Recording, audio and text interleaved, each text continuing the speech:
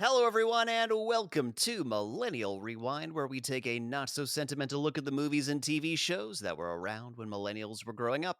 I'm your host, Nick, coming to you from the unnecessary somersault capital of the world, Los Angeles, California. And joining me here in the City of Angels is my co host, Jules. Jules, how are you doing today? I found my animality through the power of monogamy. Through the power of Monarch? Okay, I'm gonna need to hear more about that. And coming to you from the poorly animated CGI monster of Southern California, the Inland Empire, is my other co-host, John. John, what's happening? I've been participating in safe distance spin kick face-offs. And that's just a Tuesday afternoon in the Inland Empire. No, Tuesday is standing around in the desert in your spirit Halloween BDSM gear. Oh god, I really want to get into this, but before we get started, if you like what you hear today, please do us a favor and hit that subscribe button. Also, be sure to share the show with anyone you think might like to listen as well. And folks, it is a very, very special episode of Millennial Rewind. It is our 1 year anniversary doing this podcast. Our very first episode. Yes, yes, champagne corks are flying. Just trust us. And we started this podcast off with the original 1995 Mortal Kombat movie, and we thought there would be no better way to celebrate our anniversary than to do its sequel, Mortal Kombat Annihilation. Dun, dun, dun, dun, dun, dun, dun, dun, dun. Oh, folks at home, you cannot see how big our smiles are. Oh, this was the best. But before we start jizzing over this, John, how would you tell someone you watched Mortal Kombat Annihilation without using the title or coming in your pants? I mean, you could say that is how I would describe it. Uh, but no, I actually do have something for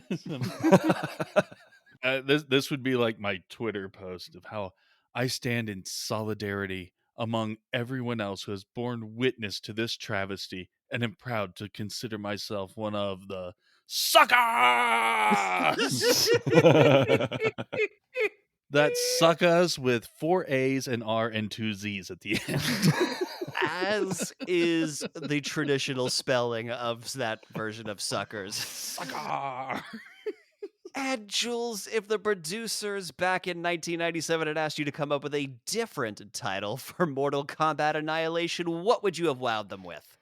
Well, there's only one. I mean, Power Rangers and the confusing Outworld merger. This is a fucking Power Rangers episode. I'm glad I'm not the only one who came to that conclusion. No, this is Power Rangers, but with worse acting, fight choreography, costumes, and story. And special effects, And probably. yes, and Oh, let's visual talk about the effects. CGI. Come on. We gotta Okay, bring all that right, all right. into it. I mean, there's going to be a lot to rip apart about this, fairly so. But all the blame, from what I could find, rests on New Line. No, as happens with every movie, they have test screenings and stuff like that to try and work out the kinks. And you go to a test screening, it's unfinished, but it got a good enough reception. They were like, "Well, fuck it, people are going to see it," and just released it as is. It didn't go back to get all this stuff worked on and tweaked and finished and cleaned up. It's still their fault for releasing this piece of shit, and we're totally justified in ripping it to shreds. But I just want to make clear that like the effects artists aren't to blame. They weren't allowed to finish their work. Okay, so this is like the test CGI models and like before textures are doing proper lighting and they're just like, fuck it, why would we spend any extra money on this? I have been to test screenings, and yes, it does look like this before it reaches the cinema. Just, reboot TV series kind of stuff. Exactly, or you could get a like the special features and see the pre-ris pre-ris. You could look at a special feature and see the previs on how a fight sequence or whatever is supposed to look. That's literally what they went with in the By the way, movie. folks, Pre-Riz is John's rap name. He doesn't like to talk about it too much. He's very shy, but he's trying to rival Jules's Italian career. There's a bit of rivalry going I on haven't here. been able to break into the international scene. My name is, I guess, Pre-Jizz. Regis. And now everyone's gonna think that I stole it off of you. Thanks a lot. Well, we'll sort this out in the arena afterwards, as is our tradition. Oh my god, I mean, we're gonna get into it, but, like, this has, like, 2 people from the original cast. Literally Robin Shou, Liu Kang, and Talisa Soto Katana. The only people who returned. The rest apparently had better shit to do with their careers. Christopher Lambert, Lambert. I'm not sure. Original Raiden literally turned it down when he read the script. He was like, "Nope." The dude who was Johnny Cage would have commanded a higher pay. Like he had some contract, something in his contract about a sequel, and he would get a pay bump. And so they got around recasting him by sending him the script where he dies in the first scene. He's like, "What the fuck is this?" That's why he didn't come back. Like, yeah. I'm more of curious why the 2 people who did come back, like, why did they? That's more of my question. I understand why everyone else fucked off. Well, I think Robin Shou, from what I, read, he was locked in for 3 pictures. So he kinda had to come back. And they were developing a 3rd sequel to this, and because this did pretty badly, they just canceled it, so he was kind of released, I guess, from that contract. Yeah, I remember hearing about the 3rd planned one that, never happened. Here's the thing, production crew is largely the same. Paul W.S. Anderson did not come back, and this turned into a mess, and it's the reason that we have the Resident Evil series. Because if it's gonna be bad, it's gonna be my bad movie franchise, He's not gonna let someone else take over it. I was just gonna say the Resident Evil reference was just the random lab where we find Jax just looks straight out of a Resident Evil movie. No, do not hate on Resident Evil that much. Come on, man. The director of this movie was the cinematographer on the first one. Like, Paul W.S. Anderson left, and everyone just kinda, like, leveled up. Okay. Like, there was a location manager that's now a line producer, associate producers became executive producers. Like, it's largely the same. Yeah, John R. Leonetti, who was the director on this one, he kind of had a career after this. He directed the first Annabelle movie, so he's done some other stuff. I mean, for anyone who's a fan of horror, not a prestigious career, but he's consistently worked. One of the interesting recasts that I enjoyed was James Remar, I think is how you pronounce it, as Raiden. He was Dexter's dad in Dexter. He was Harry Morgan. That's like one of something where you might know him, but he has worked consistently. Like, you see his IMDb page, that dude does several things a year. That man is a prolific actor, and good for him. He seems like a cool dude. Yeah, James Remar for me, just has that guy status. It's enough that I know his name, and I'm just consistently surprised every time I see him. Yeah, he puts in the work. He's very solid in everything I've ever seen him in. Just about everything. Just about, like, every TV show you've ever watched, he's had at least a guest starring role. You know what was weird with me is when I first watched this, I thought he was Jeremy Irons. Which one? The second one. When I first watched this, I never watched the movie start to finish, but it was always on the new movie channels that came out in England. And so I always watched snippets. It was like, okay, I've got 30 minutes until this movie starts. Until then, I'm going to watch a bit of Mortal Kombat Annihilation. And I don't know if it's just because Mortal Kombat and Die Hard with a Vengeance was just some of the early movies that were on the movie channels or not, but it was always this weird Mandela effect that I had in my head that I thought Jeremy Irons was in this movie as Raiden. I don't know That is why. so bizarre. John, did you have any experience with this movie before before the podcast? Did you watch it when it came out? Not right when it came out. I believe, as I mentioned last year when we were talking about Mortal Kombat, I was so hyped for this one, and I remember seeing a trailer, but I wasn't actually paying attention to it somehow. I got super hyped because it was Mortal Kombat, and the people I was at the movie with were like, "Why the fuck would you want to watch that?" But no, I eventually saw it at a friend's house. We had party, get together, have some pizza, watch it, and I mean, we laughed our asses off then. It really just it's magical. Or to quote the movie itself, "It is glorious." Yes. Oh my god. Yeah, I mean, I have had no prior experience with this. I'm sure, like, I've seen snippets on, like, YouTube compilations or something. I mean, Sindel's, "You will soon be dead," or whatever that opening line is, we'll get into it, I've written it down somewhere. How can you fuck that line up, man? Come on. Well, it's not even how you fuck that lineup. It's like it's used as like the classic example in every single like YouTube reference to this movie about why this movie is so terrible. Like that is the example they use. I do have a theory, by the way. I think Guillermo del Toro has been inspired by a lot of this movie. I How will so? point it out when it happens, but one of the elements is the "It is glorious" quote. We will get to, but there are little snippets here and there where I swear you could say this is inspiration for Guillermo del Toro. Now, I'm not sure if it is, but it's my theory and I'm gonna stick with it. The only inspiration anything in this movie could serve was to be a warning. When I say inspiration, it's that he watched this movie and thought no one else is gonna pick up on this reference. So I saw this movie for the first time, I think it's what, 2 weeks ago now? After our marathon Harry Potter recording session, I cracked open a bottle of sake, drank it, and just live texted John about my near orgasmic enjoyment of this film. It was amazing. I am so happy. This movie is my world now. So many moments. Everything could be a meme. The first thing Nix texted me was, "Wow, I didn't recall taking drugs before watching that intro." And my reply was, "You're gonna need to swap out intro for whole movie."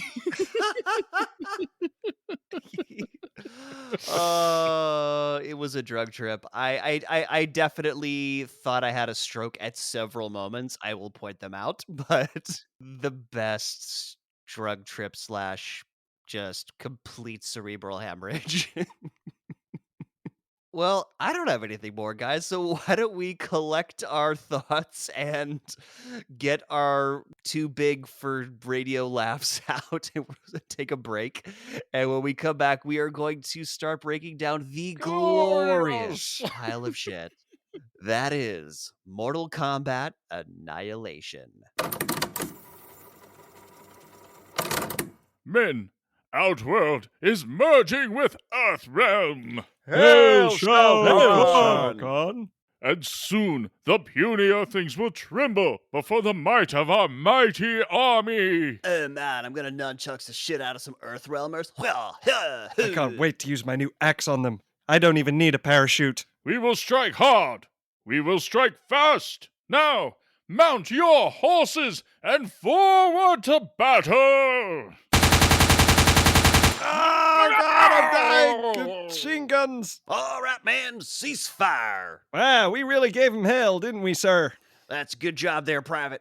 Looks like we killed them all. Damn Outworlders thought they were going to invade us with the equivalent of a 13th century Mongol horde. Dumbasses. We didn't even need air support, or tanks, or even vaguely important equipment. We sure didn't, Private. All right, you get this cleaned up while I go give myself some medals. Oh man, clean them up? We're like in the desert. Why have I gotta. Here's a dustbuster. Wait, my animality.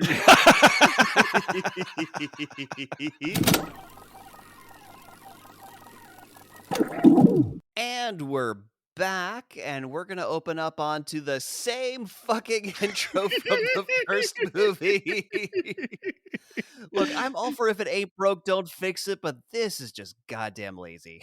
But there are letters added to it. Yes, there are different words that come up on the screen, and then the title, Mortal Kombat, shifts to say Annihilation. That is it.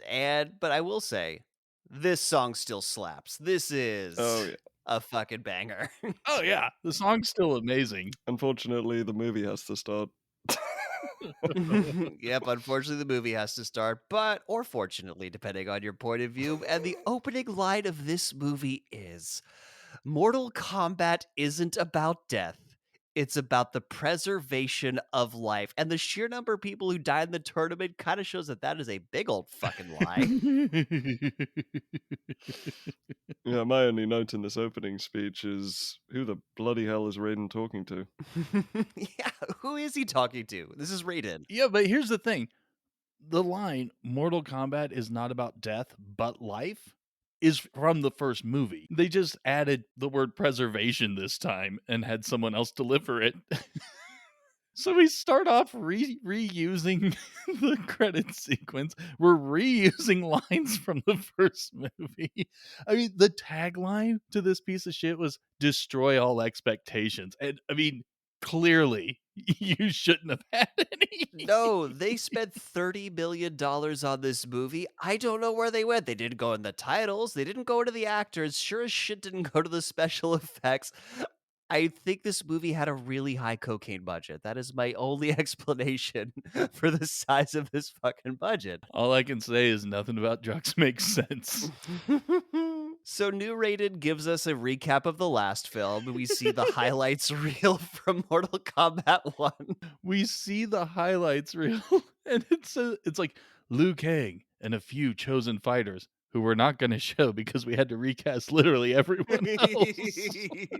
And so now we're at the temple, we're at the scene that ended the first movie. And will the actors be the same? No. Will the Partially, character partially. Well, partially, but for the for the most part, no. Will the characters be wearing the same outfits? No. Will the action of the scene match the end of the first movie? No. Why would you have such lofty expectations from this film, you stupid viewer? Somehow Sonya's in a white tank top and shorts, which she never even wore in the first movie? Liu Kang had a different top on. It's like like skinnier now. It's like more like A to A shirt. I think the only one who wears the same outfit roughly is Johnny Cage. He's kind of got the same shirt on. Johnny Cage roughly, I think Katana is about the same as well. Okay, yeah, she's about the same. But the important thing is that Goza has returned, and I want to know what form they're going to choose for the Traveler. I think they're choosing ninjas falling flamily out of the sky. I think that's what their form Yeah, is. holes in the sky start pooping martial artists who all fall to earth and die in a horrible splatter. It was the fastest ending to a movie that I've ever seen. Yeah, well, when your bad guys just suicide themselves out of the sky right at the start, it's just kinda hard to have a movie. As Jax literally says in later in the movie when this same thing happens, "Man, they don't even use parachutes." Exactly! He even points it out later on. Oh, this movie calls out its own bullshit on several occasions. They look just like we were talking about Power Rangers earlier. They look just like the putties from the Power Rangers, just like faceless goons doing random martial arts shit just to look menacing, question mark? This movie would be so much better if the random ninjas were also doing the, like,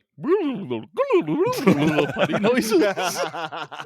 It does have a Power Rangers obsession with that one point on your chest. That's like a martial arts target.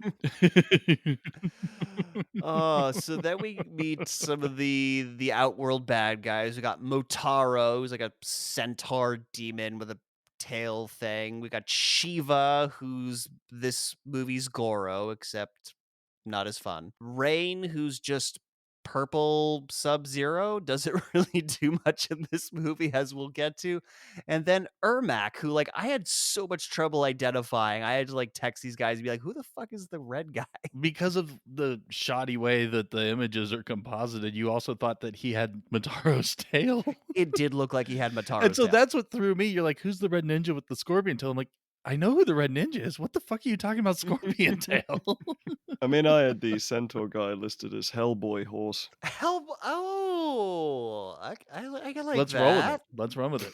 Hellboy horse. I like that. Oh, then we meet Shao Kahn, who comes Okay, he's got his really shitty mask on at this point, but a lot of the movie he doesn't, and so I like to refer to him as Bald Tony Robbins. Like, yeah, take a moment, picture it. Yep. Yep, I see it. It is accurate. And yes, his helmet they got at Halloween Adventure. Like this is plastic as all fuck. And he says like, "Look, the earth was made in 6 days and he will destroy it also in 6 days because they're going to merge the realms." Abrahamic faith confirmed. And on the Mhm. 7th day, I took a nap. we will rest in peace. Oh, you so missed a chance there. In pieces? Yes. Well, I was very tempted just to go, with a midnight race, because I swear I want him to That's say that every single moment throughout this movie. that's what happens on the 7th day is the midnight race. The midnight So race. speaking of this movie calling out its own bullshit, Liu Kang is like, "Hey, so didn't we close the portals by winning Mortal Kombat and like saving Earthrealm for a generation?" Raiden's like, "That which is closed can be opened again." Fuck you. Fuck what happened in the first movie. We're doing a sequel. Shut up, Liu Kang. Yes, Liu Kang attempts to invoke the rules. Oh, I missed you, rules. And just as but the first movie, the rules will mean fuck all in this movie as well. We don't even know what any of the rules are in this movie. At least, like, they explain what's in the rules from time to time in the first one. In this one, they just state that the rules are clearly stated. And that this time there aren't any. Apparently, we'll get there. We will get there. But we also get the greatest fucking scene in this movie. We get Sindel, who's Katana's mother, who had Oh my died, goodness. like killed herself and has been brought back to life by Shao Kahn. And Katana's like, "Mother, you're alive." And she points her fucking finger at Katana. It's like, "Too bad you will die." Yeah, this movie does not know how to come back. It really does. But I mean, my first impression of Sindel, I swear, was discount Catherine Zeta-Jones' mom, dressed like she's going to jazzercise. Yes, That is shockingly accurate. very accurate. Oh my god, this line was so bad I came. It was just amazing to watch this fucking line. And I have to sidebar since we're talking about Sindel. She is played by Musetta Funder, who is an Afrikaner from South Africa. So my people, not my people. I'm not Afrikaner. She is literally 4 years older than Talisa Soto, who plays Oh, fucking. get the fuck out. That's She's fantastic. literally 4 years older, so she must have had her daughter at fucking 4. Wait, did you forget that Princess Katana is 10,000 years old? Oh, I think they needed to put another line in this movie. They really did. I'm not sure how they avoided it, to be I know. honest. but one last note about fucking Musetta Fonda. After this, she got into some Chinese pseudoscience alternative medicine called Qigong. She's like a master practitioner. And if you want, dear listener, if you reside in the greater Los Angeles area, you could book a bullshit Qigong session with Musetta Fonda. I have a new item on my bucket list. We should. Listener, this is why you need to spread the word so we can get enough people to start a Patreon. We will go do a Qigong section with Musetta Fonda. We will do it. We will do it, dear listener. Make it happen. And we will be dressed for jazzercise. Oh, yes, we And it will. will be And glorious. it will be glorious. And this is where we get the first of the many, many, many unnecessarily overly dramatic somersaults because we have Raiden and Shao Kahn just flippy flip over to each other, They swan dive towards each other. but not to fight, to have a stern talk with each other. On my great long list of how you doing today's or what's been happenings, one of them was confronting all of life's obstacles with the power of somersaults. There's a YouTube movie reviewer who did this movie, and he had a flip counter. Apparently, there are 54 somersaults in this movie, front, back, and otherwise. And so they start fighting, and again, we get Power Ranger levels of cinematography to film this fight. At some point in this, Shao Kahn says, "You will never win," but his mouth doesn't move. They added this line in There's a later. lot of that in this movie. ADR should have had second billing, to be honest. We're about to get some good editing too. We're recording this on the day of the Oscars, folks. And when we finally all join the Academy, we're just going to give shitty ADR its Lifetime Achievement Award. We will lobby for this. So Raiden starts kicking Shao Kahn's ass, so a goon tosses Shao Kahn a bullwhip, and he drags Sonya Blade over by like whipping her ankles and then dragging. This is one of many times Sonya Blade will like slow mo like fall on her back. She will fall on her back a lot in this Oh, no, movie. no, no, no. No, what actually happens is we get one shot of the whip being thrown, one of the legs standing perfectly still whilst the whip is wrapped around it. We have a slow fall, no landing, she just appears on the floor, and then she is dragged very slowly. It is the we had some atrocious editing with Leprechaun, but that little segment there would have fit anywhere in Leprechaun. And Jules touched on a little note there. These amazing world class fighters are impressively good at just standing there. Oh my goodness. We will get there, John. Don't We're already there. don't pre-jizz just yet. That's pre-Riz, damn it. So Shao Kahn's got his boot on her neck, and so Johnny Cage does a fly kick at Shao Kahn. And how, guys, unless like I was on drugs, does Johnny Cage have like multiple silhouettes going with him, following him It's a as thing from he the game. It's one of his moves. This movie is fan service, the movie, just done in a really shitty way. A pretty good example would be Avengers Endgame or, Spider Man No Way Home. Those are fan service, the movie as well, but they're done well. This is just, oh, it's from the source material. Let's throw it in. there's a lot of like ancillary characters who mean nothing that absolutely support that statement. So Shao Kahn grabs Johnny Cage around the neck and threatens to break it if Raiden doesn't surrender. So Raiden does some weird force field thingy on the other bad guys. I don't know what the fuck this was. Is it supposed to be a lightning cage that he's going to close in on him or whatever? But he's like, yeah, I'm not going to bargain with you. Release Johnny Cage, or I am literally going to kill your entire squad because I'm a god. Shao Kahn calls his bluff and then kills Johnny. And then they just stand there until Shao Kahn attacks him. Serious standing around abilities here. So Shao Kahn Kamehameha's Raiden with some sort of like energy ball, and then a purple ball like portal flashes, and the main minions like all disappear back to I guess Outworld, leaving like this hordes of disposable goons there. And then for some reason, Johnny Cage's body gets raised up on a statue, and Sonya Blade is like torn up about Johnny Cage dying.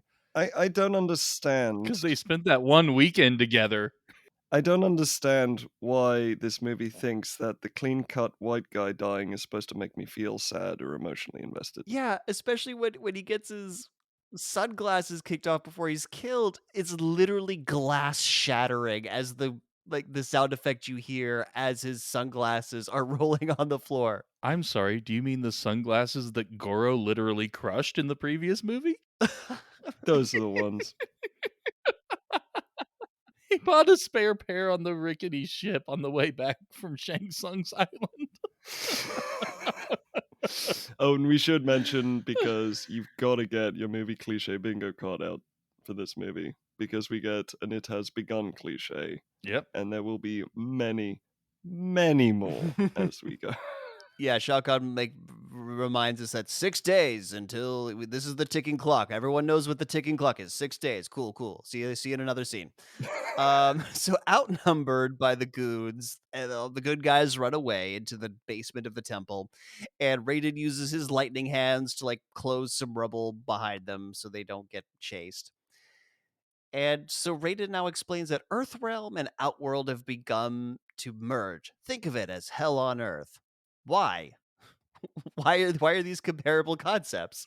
Again, I'm pretty sure Guillermo del Toro, because every time he wants to do the Hell on Earth thing, as he did in Hellboy, he just has the portals in the sky and just random demons arriving and turning the Earth to hell, or a figurative version of it. John does not approve. I want to punch you so bad right Oh, there's more. There is more. I brought evidence. Then Raiden points the torch he's now holding and, like, literally lights up the hundreds or thousands of torches that, that are in this underground temple basement. With the power of electricity, I don't know. now. Yes. He lights torches with the power of electricity, even though it was already well lit enough to see. He pulls a reverse Dumbledore. So he explains that again, just because I don't know how the fuck Raiden would know any of this. He's just our expositing machine. He explains that Shao Kahn raised Sidel from the dead to keep the portals open, but if they reunite Katana with her, her soul will be at peace and Shao Kahn's curse will be broken and the portals closed. Except we just saw she didn't give a fuck about her kid. Like literally just saw that. So that whole thing's bullshit. And so Raiden then explodes a wall open, and Raiden keeps expositing, like, look, as the two realms merge, I'm gonna lose my powers for reasons. Shut up. And so you all have to get stronger to be able to fight Shao Kahn. Stronger how? This does not happen. Fucking Liu Kang will go on a vision quest, but that's about it. My question is, how the fuck are like all the armies of the world not able to take on Shao Kahn? Pretty sure we had jet fighters and tanks, and like he's coming in with like Ninjas. He's got ninjas. There are so many times in this movie where I just say, why doesn't someone get a gun? A gun would be I so know. useful right now. Yeah, dude, I'm taking to a Mortal Kombat fight, an AR-15. Like that is what I'm taking to fucking Mortal Kombat. I'm gonna Indiana Jones all you motherfuckers. And they gotta fight together. And that's what Raiden's saying, but Sonya Blade doesn't believe in the power of friendship anymore. She says, together we couldn't even save Johnny. So she has to go through her same character arc that she had last time. Yes, she does. Yes, she fucking does. She has the I don't trust anyone literally speaking to her former partner. Oh, we're gonna get there, but yes, yes. Oh man, there's Well, let's get there. And you know how we're going to get there? the Velospheres. Gerbil Gerbil balls! Here we are. This is actually a pretty authentic piece of evidence because in Tales of Arcadia, which is a Guillermo del Toro TV show, there is the underground gyrosphere that takes you wherever you want to be in the world. Son of a bitch. Damn, he had a point. It's like, God damn it, you made a point with that one. And I love Tales of Arcadia. God damn Me it. too. But yeah, so they have to split up and get in these giant balls to travel through the earth. And they have to get in these giant balls to travel through the earth. But before they split up, because it's a two-seater, you see. I love this line. Raiden tells Liu Kang to seek Nightwolf, but you won't find him. He'll find you.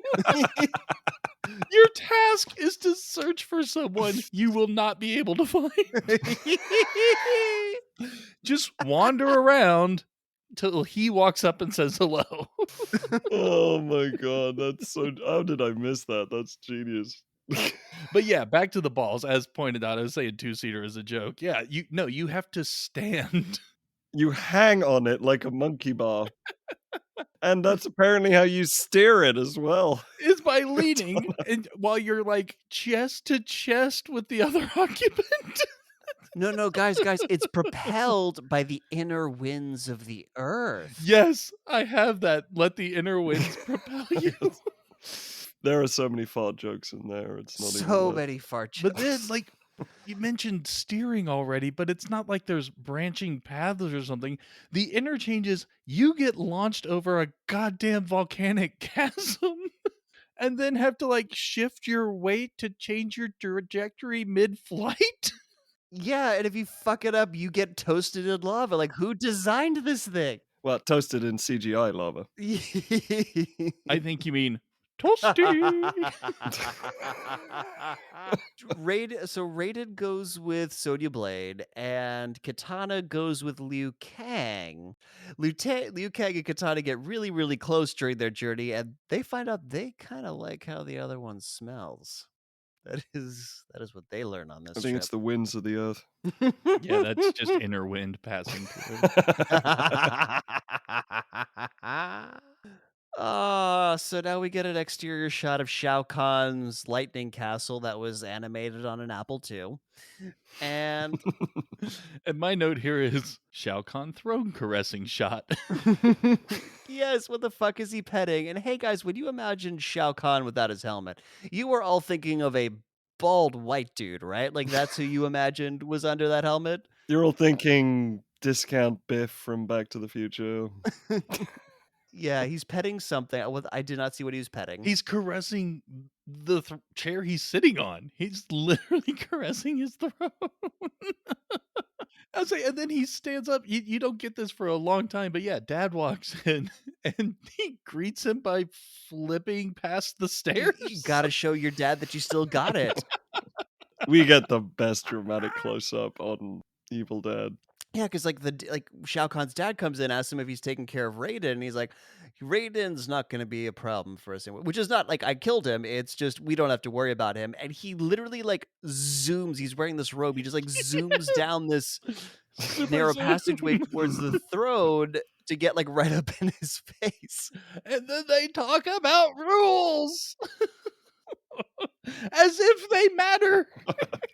Right, because apparently what they're doing is an illegal merger, but behind the elder gods' backs of the two realms, and they need the merger to happen to be powerful enough to stand up to the elder gods. Like that's so they kind of got to like get this done on the down low. It's the trouble with calling it a merger. It just sounds like a banal, shitty, boring CEO discussion of we want to combine Verizon and AT&T. Call it Verizon AT&T. Isn't it super interesting? No, it'd totally be AT&T Verizon. Look, we know that the cell phone coverage of Outworld Earth is still going to really suck after this merger. Like, let's be it's, okay. it's inevitable. Not going to get 5G everywhere. It's going to suck. I'd say they poisoned their populace by rolling out 5G. But yeah, it's basically like don't worry about Ray, don't worry about his stupid mortals, and the dad's like, don't underestimate the power of the human spirit. And I don't know why he says that because clearly throughout the rest of the movie he talks about how weak humans are, so he's very inconsistent. He's in the movie, and so That is so much of this cast. So and so shows up and he's there. so now we're back in the ball tunnels, and Liu Kang. Yeah, well, they're out of the ball, but they're still in the ball tunnels, and you know, Katana's like very worried about like what might happen if she gets taken away, and she just want Liu Kang to worry about her, and Liu Kang's like, "I'm not gonna lose you," and they're about to smooch. Foreshadowing. Foreshadowing, about to smooch, but then they get cock blocked by Smoke, who pops up. Robo Smoke.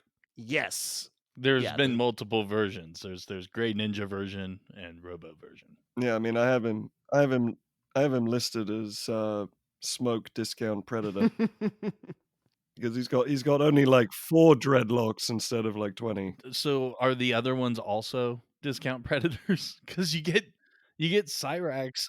Do you get Sector in this movie? I don't remember. We get the yellow one who looks Yeah, like there's also a red one, but I don't even remember if he popped up in the movie or not. but yeah, the yellow one looks like Predator banged Bumblebee from Transformers. So, anyways, Smoke comes in, ruins the mood. His gear noises are excessive. There's some excessive fucking sound effects in this film. Oh, yes, there are. And then some goons show up because you gotta have goons, and fighting ensues to some amazingly terrible late 90s techno music.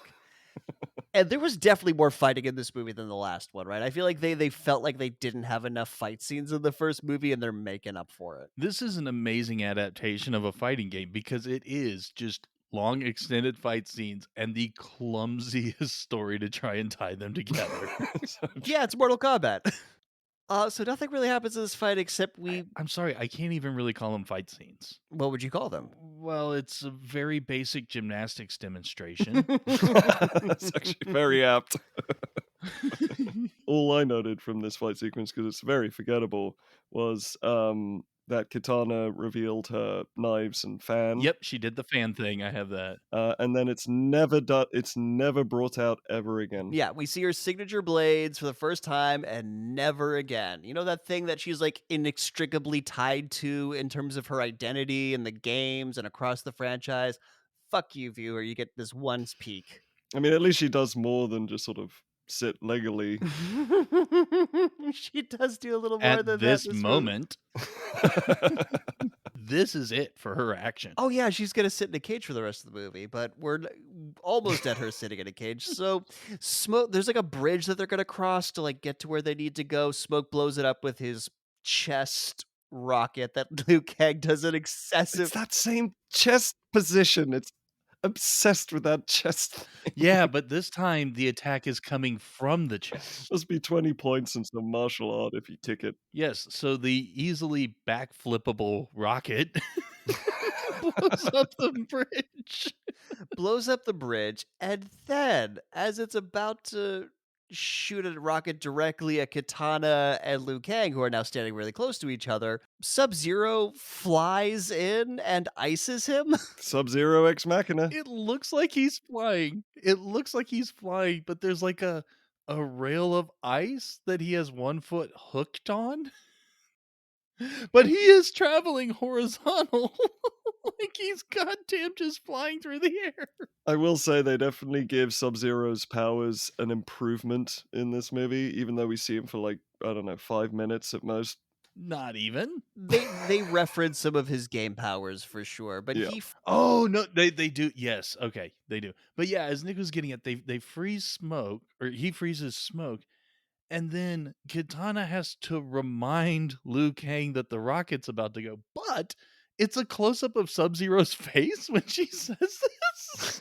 I did not notice that, but of course in this movie that would happen. I do want to make one quick note here about Sub Zero. This is the same guy that fought Liu Kang as Reptile in the previous movie. Yes, he Oh, did. Same seriously? actor who played Reptile. Not the reboot one. So he's the only so he's the third one who came back. In a sense. Yeah, so Liu Kang kicks Smoke off the ledge just before he explodes, and Liu Kang's like, "Hey, I killed you, Sub-Zero, in the tournament. What the fuck, bro?" And Liu Kang's like, "Well, you not Liu Kang. Sub-Zero's like, well, you killed my older brother," and I'm really fucking cool about that in this moment. I'm like not Yeah. in any way showing you the guy who killed my kin any animosity. He must have just hated his older brother. Like, let's. You didn't kill me. You killed my brother. Besties? This movie has an obsession with killing fraternal siblings. It's Yeah, man. But yeah, but he's like he explains it away by like, no, I'm here to help Katana because I want to help get her to Sindel to close the portals because for some reason I'm motivated to do this. Yeah, there's no reason for him to give a shit. Yeah, because apparently Shao Kahn had originally programmed Smoke to go after him and not Katana, again, for reasons that are not in any way explained. So then he makes an ice bridge with special effects like CGI that would embarrass the fucking Animorphs producers. Like, oh my god. but they tried. I mean, kind of. But no, it's still inexcusable that it was released in this state. I mean, yeah, we can still rip on it because this is what we were given. It's more ambitious than, Sub-Zero just sort of pointing both hands directly at his crotch and doing absolutely nothing. I think you're referring to the most powerful move in martial arts. The socket. It's known as the suck it. Yeah. Insta fatality. Round one. These nuts.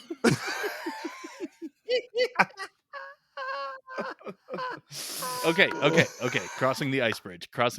Let's go. And Scorpion shows up. Didn't he die too? Like he exploded into flames. Like what the fuck is he doing here?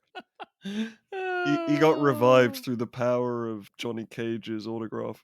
Yeah, apparently, yeah, that just brought him back to life, gave him a reason to live despite being killed. And so doesn't matter, but his wrist creatures, because like he's He got an upgrade. remember his living get over here things. They've got an upgrade because instead of looking like, I don't know, weird alien things, they now look like dragons. So like he clearly, took them into the shop, got them pimped, and he tries to do his get over here. But Sub-Zero does his ice avatar, ice sculpture jump back move from the games. And it's so interesting. Like, so much of the movie is filmed like you're playing the game. Like, this could easily be an arena in a Mortal Kombat game. And this fight sequence is where Liu Kang and Kitana try to outdo Ron Weasley in the standing there and doing nothing competition. Yeah, doing fuck all. If the goal is to stand there and do nothing, I would say they win because Ron Weasley can at least mug it up pretty well. This is True dat. Ron Weasley has reactions. So ice bridge fighting continues. The ice bridge eventually falls into the abyss, and now they're fighting on like the under part of the bridge. There's like two levels of this bridge. There's like an inner bridge. So Scorpion kicks It's like, come on, let's hurry up. We got to get to the greatest line in the movie. Scorpion kicks Sub-Zero's, who's kind of like dangling off a ledge over this river of really pale lava. Scorpion dissolves to the ground, down to the ground, like he's Alex Mack from Nickelodeon. Liu Kang does a flip to the other side to help Sub-Zero, and while he's helping Sub-Zero, Scorpion appears behind Kitana, grabs her, and disappears into a purple portal as he says, Suckers! Suckers! My only note to that was that he doesn't vanish into a purple portal. He vanishes into some sort of a weird vagina thing. It's so odd. While zooming towards them? yes, while zooming towards them. But yeah, I mean, it was literally the line that every single cinema ticket giver was was saying to everyone who purchased a ticket to this movie somehow ended up in the movie. I know. Oh, I had it as new line basically for every ticket that was sold.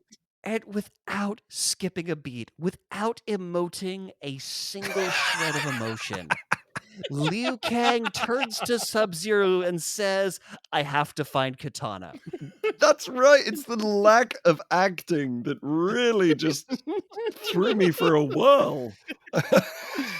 Like the director or the editor doesn't let the moment land, doesn't let us like absorb the emotion of the situation, just immediately turns out, I have to find Kitana. It is consistently amazing how unamazed everyone in this movie is. And Sub-Zero is very rightly like, hey, dude, you just got you sucked here. Like, you were terrible in this fight, and obviously you're not ready to face Shao Kahn or rescue Kitana. So maybe you go on a hero's journey to make this a movie and not just a Power Rangers episode. You should go do that. So does this mean he just gets back into the Geo Ball and operate it by himself? Or I was just enjoying too much this sort of Sub-Zero moment where he just sort of offers advice and then Batman disappears. He does pull a Batman. That was in my notes. It's just, he basically pulls a Skeletor meme. Have you seen that meme where Skeletor comes out with some advice and then just, until next time, Runs away. Yes. Yes. So Raiden and Sonya Blade pop out on another side of the Earth where there is a sign that is kind enough to let us know that they're at a military research facility in Hawaii. So that's nice. And there's like, we got these purple storm clouds in the sky that immediately turn to the Eye of Sauron. Well, anyways, Raiden tells her that he'll meet her at the Temple of the Elder Gods. Does she know where that is? Certainly fucking hope so. Raiden's like, all right, I taught you how to use the inner wind ball. Peace out. So inside the military research facility, she finds Jax, and he's got his signature cyborg arms on now. And he's just been napping. Everyone left him there. Yeah, what the fuck was happening here? Like, he has restraints on, and then there was like a blanket over him. Why does he need restraints on? I like to think the last scientist out said, I'm just going to tuck you in really nicely. Okay, I'm gone. Don't want you to get cold while we abandon you in this military research facility. The weather says we're in for some more casual ninjas being dropped from the sky any minute now. Yep, more flaming bad guys fall out of a sky butthole. Also, Jax is not the original Jax from the first movie. How could they not get him? Who are these actors that They wanted discount LL Cool J. That's what they wanted. Yeah, that's a great descriptor. I could not find this review, but I remember it from when I was a kid. This dude was on a show promoting the movie, and the host read one of the reviews that talked about him. And if you know who this guy is, you have no life because obviously you just watch American Gladiators too much. Yeah, he was an American Gladiator. But the host read that bit about anyone who knows who his guest is a lowlife. Oh, that's so Oh, shitty. that's nasty. Oh, I wanna give this actor a hug so much. Alright, everyone who's listening, get on IMDb and watch his meter go up. We need to push up his IMDb rating. Jax is such an uncomfortable perv in this movie, though. Oh, yes, he fucking is. True, But that's yeah. not the actor's fault. That's the No, no, writer's yeah, fault. yeah, yeah. That making the clear point. Yeah, Jax. Well, because after Johnny Cage dies, you need some sort of misogyny, right? You You gotta need balance it someone out. else to be a You creep. need you do need a pervert. Very essential to the Mortal Kombat All dynamic. 90s movies, there were tropes and you just had to have a casual pervert at some No, point. I'm just picturing Nick with like an Uncle Sam type poster. You need a pervert. That's gotta be a t-shirt.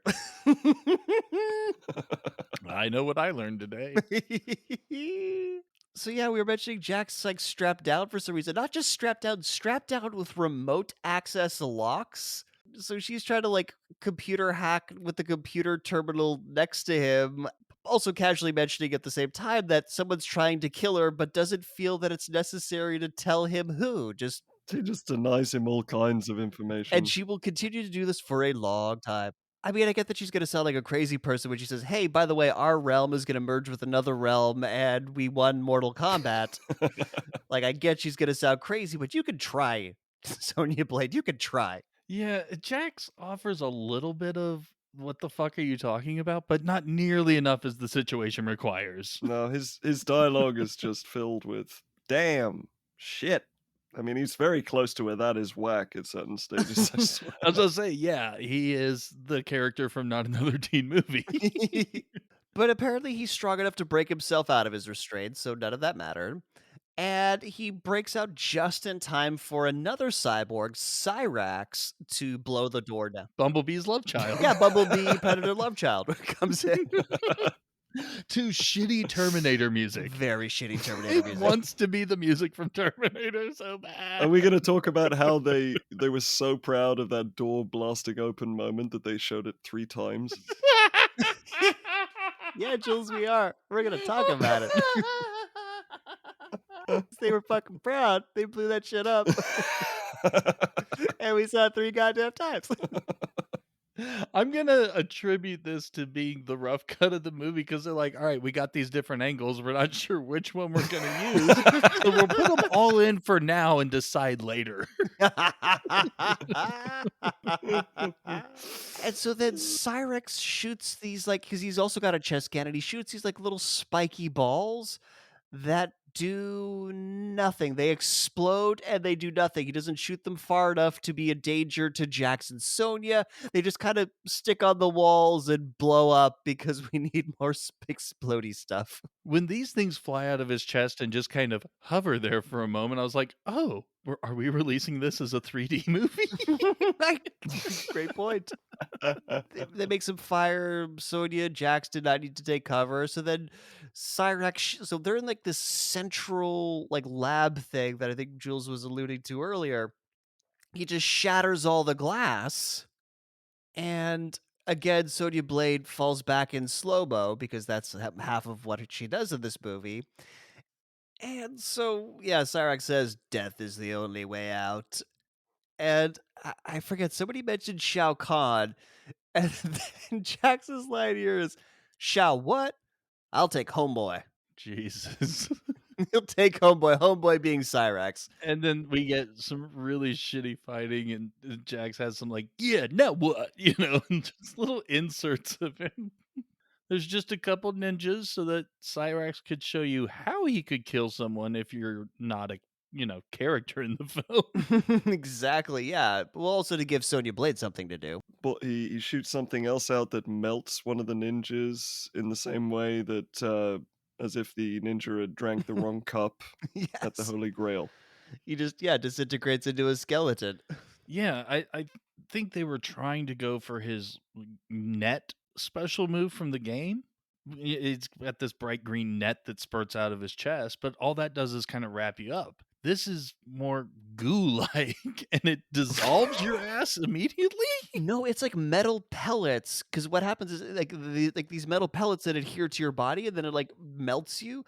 Because then you see the pellets falling to the floor after the goon gets dissolved. I think the effect is unfinished enough that it is indeterminable what this material is. It's Schrodinger's melty balls. This movie just throws its balls in your face here, is what we're trying to say. Yeah, so Cyrax knocks Jax down. Instead of finishing, yeah, he does this after like not finishing off Jax. He goes to like take care of Sonya Blade, who's like fighting three ninjas. So yeah, this all happens. Jax like chucks an operating table at him, and then more flippy flips from Cyrax. Jax takes a big swing into a concrete wall and gets his arm stuck. Apparently, he can punch into a concrete wall, but he's not strong enough to pull his arm out again. And then Sonya jumps over Cyrax and like does this like backwards tumble thing and flings him back into some pipes, which burst into flames. This discussion is already 8 times longer than the actual fight. Well, we're almost done with it, but yeah, like it's crazy because like then she notices some fucking powder on the floor that she might have made a connection as flammable. Who the fuck knows? She blows some goddamn powder on Cyrax. She blows the sand a la Poison Ivy in Batman and Robin in slow motion. And remember, she slow motion picks it up, slow motion stands up, and slow motion blows. It's wonderfully drawn out, and then it just spontaneously combusts. I'm gonna headcanon that this area of the lab is also the kitchen, and that was a broken bag of flour because that shit is flammable as fuck. So Sonya and Jack see a dragon tattoo come to life off of this robot and then disappear into a purple portal butthole thing. Can we just appreciate that a robot got a temporary tattoo? We can appreciate that. We can appreciate that very much. So stencils? Is that what we're working with here? I mean, Those are some like titanium powered tattoo guns. Like who the fuck? And they see something beeping in Cyrax's body, and they deduce that it's a self-destruct device, so they run away. pop a predator action. Exactly, I was gonna say. Takes after his predator dad so well. And oh my god, them like the shot of them outside of the facility falling forward to the shitty explosion effect behind them is my goddamn Oh my everything. god. I have the Sonya and Jax dive out of the way of explosion.gif. It's so true.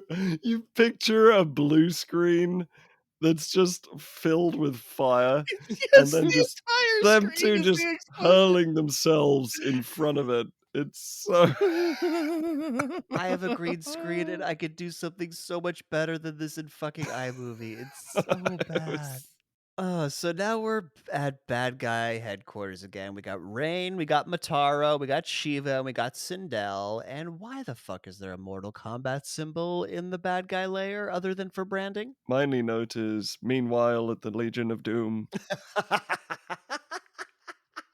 So Shiva and Matara don't like each other very much, so they start fighting, but Shao Kahn comes in and tells them to knock it off because Rain didn't make two Earth champions beg for their lives. Shao Kahn smacks him into a pit of fire with an Acme mallet. Yeah, my note here is Rain says that Cabal and Stryker were taken care of. Dot dot dot. Not torture equals bad. I mean, we'll get to why I think this is absolutely insane later in the scene. But yeah, the way he hammers him, I swear, if you honked a clown's nose when it made contact, it would suit it so well.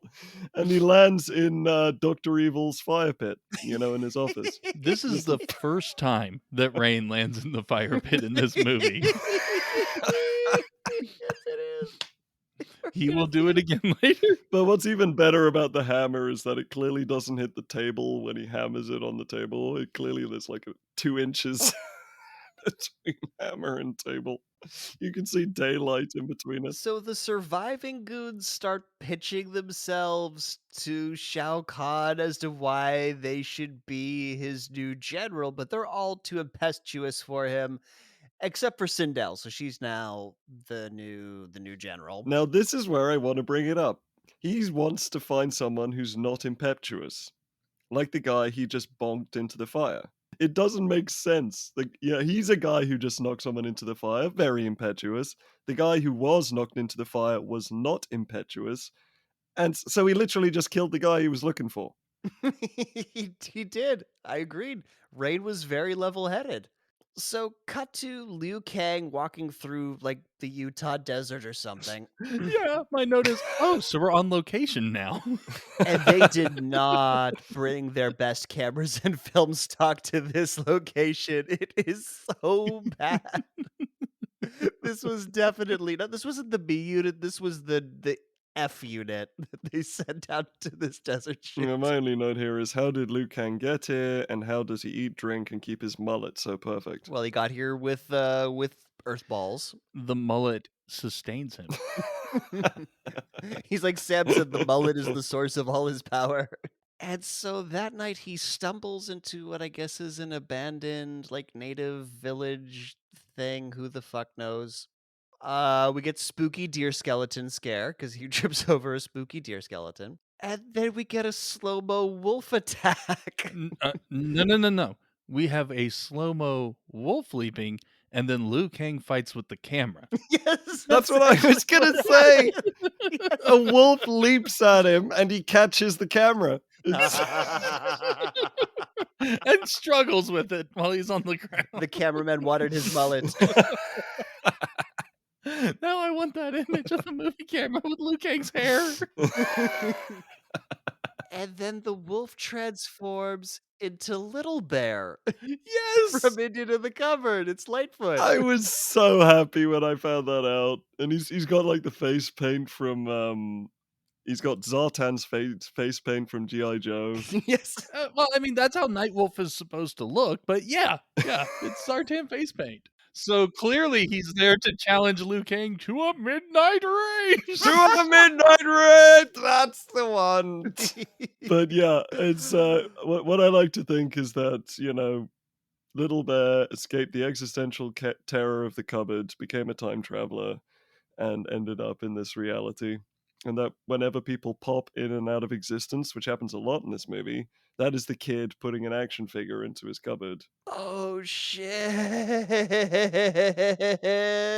Wow. Oh my god, Jules. I You am just weirdly in love with this idea. He changed his name from Little Bear to Nightwolf. I love it. Oh, and his first line to Liu Kang is pretty cool, huh? How I attacked you as a wolf. It's my animality. He loves that word. So Liu Kang's like, "Who are you?" To which Nightwolf replies, "Wouldn't you like to know?" Well, yeah, that's why he fucking asked, dude. Considering Raiden asked you to train him, there's literally no reason to be mysterious other than to be a dick. And by the way, Nightwolf is not impressed that Liu Kang won Mortal Kombat because that had rules, and this time anything goes. And I am not sure that that tournament had fucking rules, my dude. That is my note. Tournament had rules. Ellipses. What fucking rules? You weren't even fucking there. God, so many characters with knowledge that they could not possibly have. Took the words right out of my mouth. I was literally just about to say. He also gets a "don't get cocky" line. Or, sorry, I should say, "don't get penisy" line. Don't get penisy. So, in order, to help Liu Kang get in touch with his animality, He needs to put him in a dream state, and he does this by chucking a glowing green hatchet at his head and knocking him the fuck out.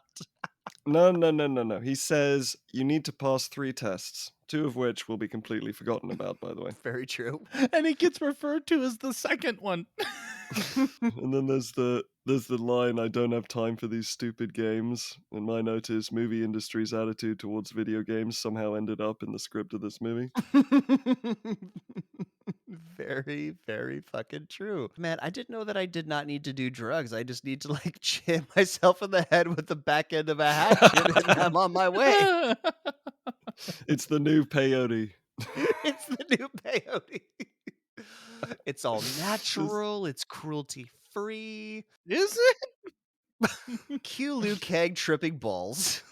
Which again, because we're not done reusing footage from the first movie, includes Shang Tsung's like pointing at him and saying, "Your brother's soul is mine" from the opening of the last one. And then bald Tony Robbins appears to talk shit to him. Yeah, and also Spirit Katana shows up and makes fun of him for sucking.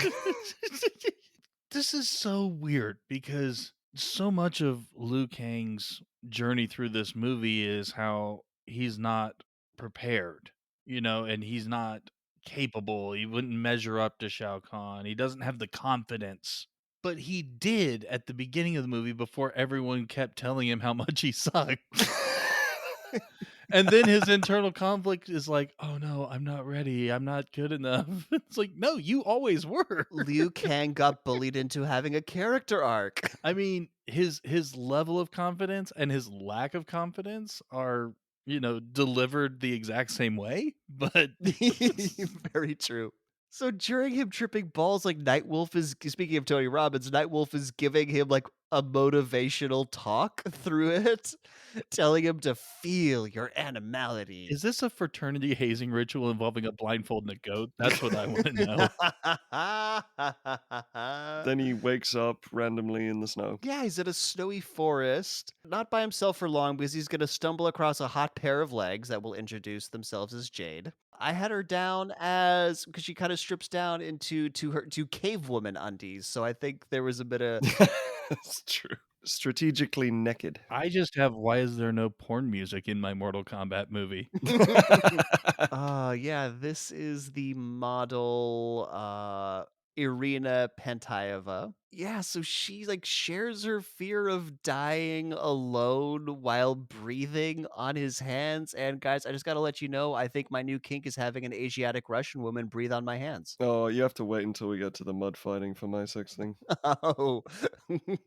Yeah, so she kisses him, gets rebuffed, and then kicks him. And now they're back in the village without the snow, and she's had a costume change. And my note here is Liu Kang finds his animality through the power of monogamy. Oh yeah, because he stands up to the seductions of Jade, so that's how he finds his animality. That is how you find your animality, by being monogamous, because animals very much do the opposite. It's basically sex everything so you can survive. But he doesn't find his animality here. He gets indignant as fuck that she was just messing with him, and this is another one of Nightwolf's dumb tests. When was the first? No, exactly. When you said 2 will be forgotten, it's like, yeah, the one that happens is apparently the second one. Or I guess just going through his trippy little dream was the first test? How did he pass it? By not weeping and wetting himself in the fetal position? So yeah, eventually he beats her, pins her to the ground, and this was all a test, as we've been mentioning. And that pisses Liu Kang off because like, what the fuck, bro? We could have killed each other. This is stupid. And Jade delivers the very poignant line, "And yet we live." The fuck is this? I just love the line, "First you betray me, then you laugh." That's a gem right there. I mean, move over Godfather, Vertigo, Empire Strikes Back. You've got competition for best movie in history. For Jules' favorite movie. But of course, there's only way we can decide who's the real winner. Mortal Mortal Kombat! Kombat! So back at the Legion of Doom, we see the cage where they're keeping Katana. She's captured, where she's gonna sit for most of the movie. And no poop bucket or anything. She's just in a cage. Apparently, Shao Kahn can like forgive all the betrayal. And now you laugh? Sorry. And he's even brought her some water in this like 90-pound stone chalice. Seriously. Epic goblet. I was honestly impressed that it could fit through the bars. If this fucking goblet can fit through the cage, how has she not escaped? I mean, just to give you an idea of the dimension of this goblet, it looks like those giant sticks you use to clean out the inside of cannons on pirate ships. That is how big this goblet is. So yeah, because he gives her the chalice with water because he doesn't want her to die, but then she spits on him because she hates him for driving her mother to kill herself. Shao Kahn, despite being pissed off at her, is not going to kill her because she's much more useful to him as bait than being dead. And he drops a foolish child cliche. They're the same fucking age. What the fuck, man? 10,000 years old is apparently a child. So now we're back with Sonia and Jax in like they literally shot this in an abandoned mine in Wales. Still has not explained to Jax what is going on. They have like traveled in Right. a ball. Yeah, somehow Sonya got proficient in inner wind travel? Yeah, she doesn't explain anything to Jax. He's basically been thrown in this weird scenario. She's all uppity about Johnny dying.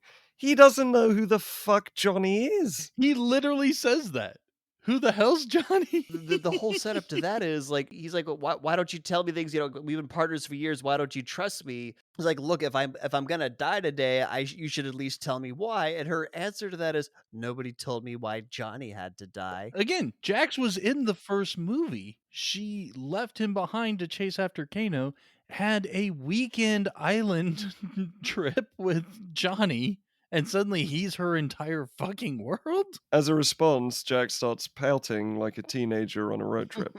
He does. Like, I got no toilet paper. I need to go to the bathroom. Yeah, but part of the I need to use the bathroom, I don't have toilet paper is I got these metal things on my hands. Dude, that was clearly something that you volunteered to have happen. Exactly. It's what he's been calling like his most badass attribute. But none of that matters because now the camera has grown a pair of size. Yes, exactly what I said. Like, yeah, Sonya gets attacked by a pair of I'm sorry, he gets attacked by Melita. Psy attack POV onto the fakest rock ever. This is where the Power Rangers cinematography gets ramped up to Oh fucking my 11. god. Absolutely. And we got the atrocious comeback with Kitana, you wish. Which makes no fucking sense. So Melina is supposed to be a clone of Katana, but they didn't bother to use the same actress and just put her in a pink costume. They hired someone completely different who doesn't look like the actress who plays Katana at all. So there's no reason for Sonya to think that it's her. Yeah, Katana is Puerto Rican. This lady is very white. There is no. There is no resemblance other than female. But the director was too busy masturbating over this girl's mud wrestling scene. Well, so were you, apparently. I just want to point something out here.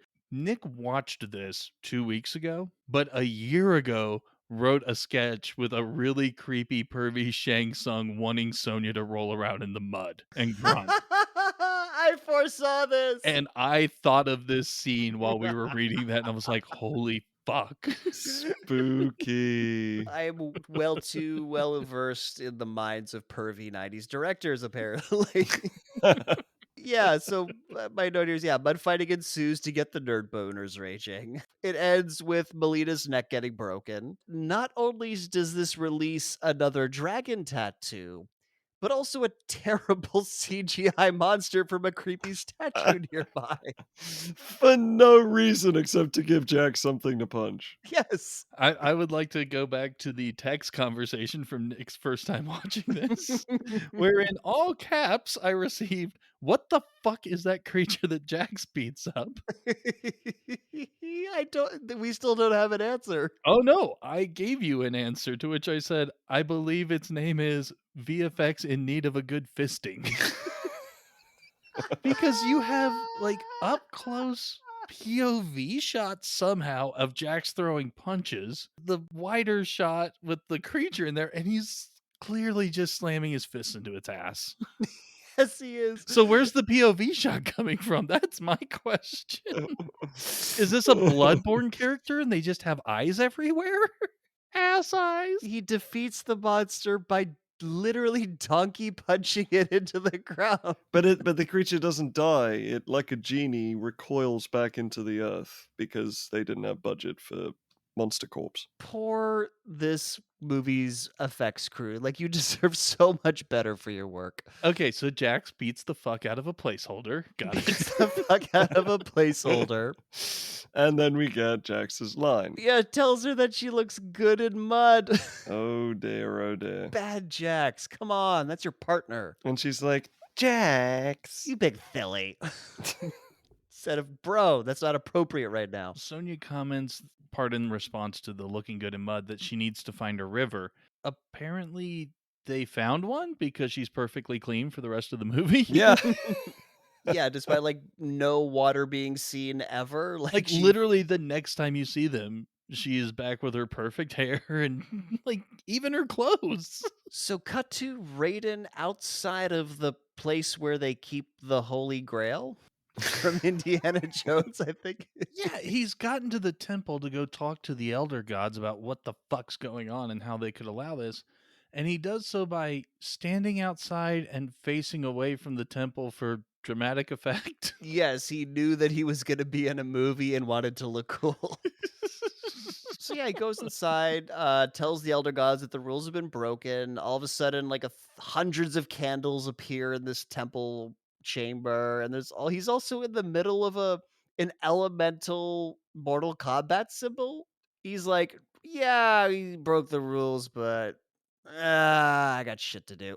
We're not gonna do anything about it. So why the fuck have rules if you're not going to enforce them? Just to be dicks. So they're like, all right, we tolerate your presence in this chamber. You may ask us 3 questions. What is this movie's obsession with three tests? The rule of three. Three. And he doesn't even ask 3 questions or get answers to those questions. He definitely asked 3 questions. Whether or not he gets answers is a different story. They start asking him questions at the end. Well, I mean, it's their chamber. They can ask as many questions as they want. But they tell him that once Shao Kahn is defeated, the portals will be safe. And they also ask Raiden if he's willing to sacrifice his immortality to save the humans. And we do not get an answer here. No, we get a Star Wars edit wipe. The jungling wastes are not to be traveled lightly. And so out of the Elder God Desert, Jax gets jumped by Jade, have a little Jade pop scare there, and then Liu Kang shows up and stops a fight from breaking out. However, Shao Kahn and his medieval fucking Mongol horde shows up, so they got a boogie. And seriously, even the incompetent Russian army that is currently invading Ukraine could take out this fucking force. Like, let's they've just got Basically what it looks like is it's the English cavalry from Braveheart leading Japanese samurai infantry. That is Shao Kahn's army. just one Abrams tank. Just one Abrams tank takes out this fucking One crazy guy with a Kalashnikov could take on this. Yes, one crazy guy with the Kalashnikov beats this army. Did anyone else just notice bald, buff, often shirtless man sends invasion force to conquer and assimilate a different realm by flaunting established rules and guidelines? Mortal Kombat Annihilation predicted the current war in Ukraine. I mean, we had this movie on the schedule basically all year, and it became weirdly relevant. Weirdly relevant. Oh God.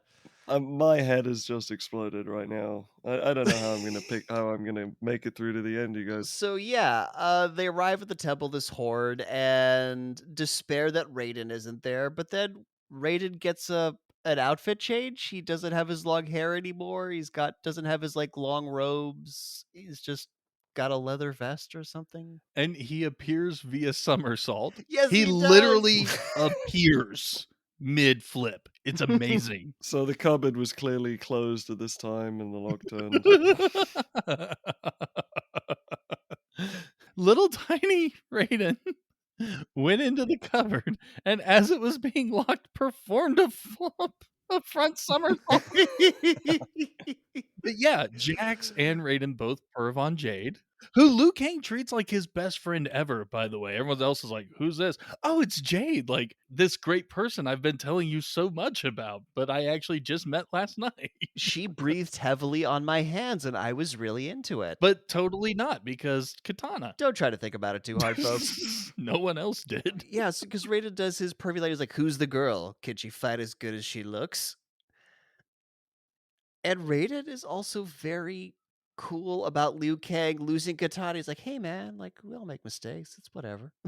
Yeah, he was really serious when he had his long white hair, and now that he has a blonde flat top, he's just a chill guru? How does hair color change? That's really my biggest issue. And then because, we need to set up a character arc for Jax, he looks at Jax and says, "Hey, your cybernetic arms, they're not your strength, they're your weakness." And Jax is phenomenal. This is probably my favorite Jax moment of the movie because he starts talking about his arms, and Jax is like, "Dude, I just met you. You gonna talk shit already?" So Raiden's now trying to make a portal to Outworld while he still can, but uh-oh, he can't get a portal up. He's got a little performance anxiety here. Hey, it happens, man. Drink a little too much whiskey, it's a whole thing. And then Sindel, who's been riding on the horses with the horde, she does a really loud dolphin scream that doesn't burst anybody's earbuds, like eardrums. Yeah, it causes rock to explode, except for where our protagonists are standing, because the sonic wave clearly goes over them. It does. But hey, at least Raiden manages to make a portal right before the crush. Shao Kahn exposits that they've taken the bait for his trap. My plan is in motion. Rah, rah, rah, rah. So many sinister laughs start kicking in now. Evil laugh. Ha, ha, ha, ha, ha, ha, ha. Mustache twirling, even though I don't have a mustache. Haha.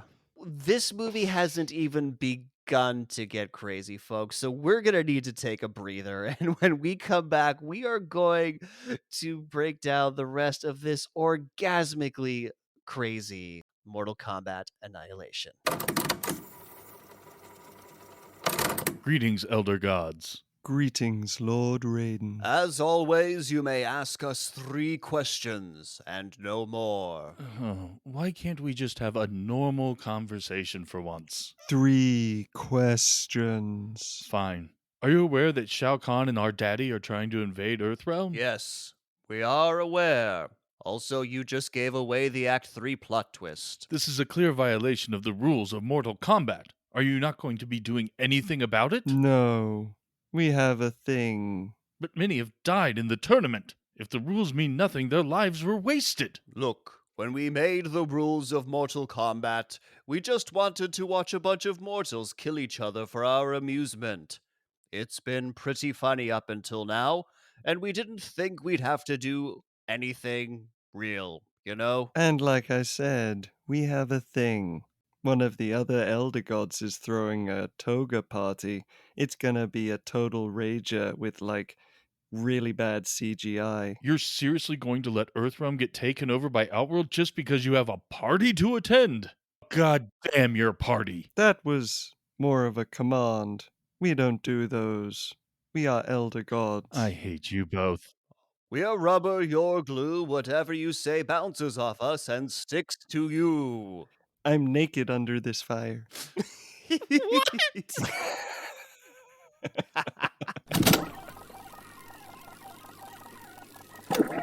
And we're back, and our heroes emerge out of the portal at the Golden Gate Bridge? What? Just in case you think this movie is being really ambitious and trying something different, we are still rescuing the princess from the fortress in Mount Doom. So just put that out there. That is what we're doing. Yes, while stock images of famous landmarks are seen in the distance. These aren't even stock images. These are like really shitty models, like dioramas. So yeah, a bunch of all the people at the Golden Gate Bridge died. Their skeletons are now outside their windshields because they got caught between the realms, and this kills them for fuck you. I couldn't see anything. I saw the car and they're just like, "Oh, those people." And I'm like, "What people? There's no one there." There's literally, like, one skeleton in that car that's, like, coming out the windscreen. It's almost impossible to see. I've watched this movie dozens of times. I have never seen anyone, any, like, effects of it. Say what you will about the scene of the Russian family in Justice League, like the theatrical cut and how, like, unnecessary and breaking up the plot it was. At least it showed the bad guy's actions having consequences, like, somewhere in the world. So Jax and Sody are worried that they're walking into a trap, but Jade's like, "No, no, no, don't worry about it. There's a secret passageway that I took to get out of the castle of Doom Fortress, Legion of Doom. So that's how we're gonna sneak back in." So they start walking to Shao Kahn's Lightning Palace with horns. Inside the Legion of Doom, Shao Kahn's daddy tells him that he's going to take his soul if he fucks this whole thing up. I'm not sure what this scene achieves other than it breaks the action of the other characters. Some weird family dynamic. I think that's what they're going for. He just wants to impress daddy. That lovely cliche. Yeah, if Shao Kahn was not trying to merge the realms, he would definitely be on a stripper pole. Let's be honest with the daddy issues. By the way, for anyone who's like, "Oh my god, his name is Shinnok," like, yes, we know the daddy's name is Shinnok, but we're calling him Daddy, so deal with it. Back to the main characters, they get ambushed by Sindel and Noob Saibot. Will you ever learn that his name is Noob Saibot? No, you have to like dig around on the fucking Wikipedia article to figure this shit out.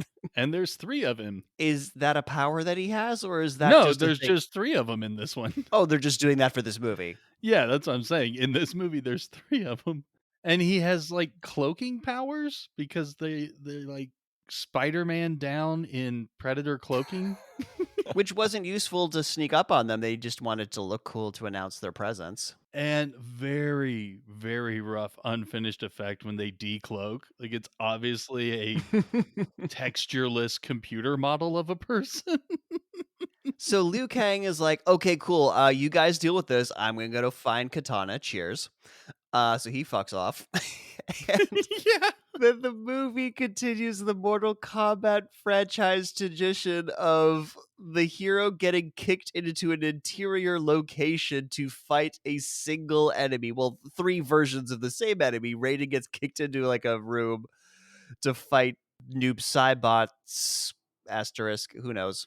Yeah, he says he's gonna take Sindel, and she immediately knocks him into another set. Because exterior shots are expensive. I like to think that this following fight sequence is because Sindel has shown up in a typical Jazzercise kit, that this is should actually have different kind of music, and it should just be a Jazzercise montage. Richard Simmons shows up. It's a whole thing.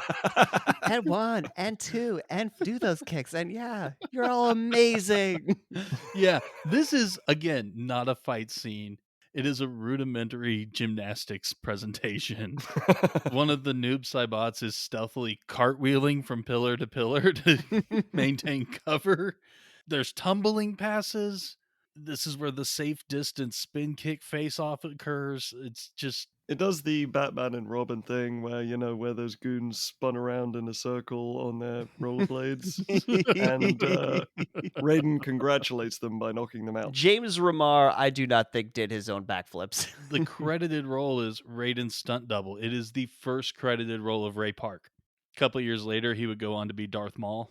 No fucking This was his way. first credit ever, including just doing stunts. Fucking A, man. This is his very first film. So no, it is not James Remar. It is Ray Park having a spin kick face off. Guys, why does Noob Saibot squeal? I don't know. There's so much squealing noises in this fight from Noob Saibot, and I'm like, why? You're not a robot.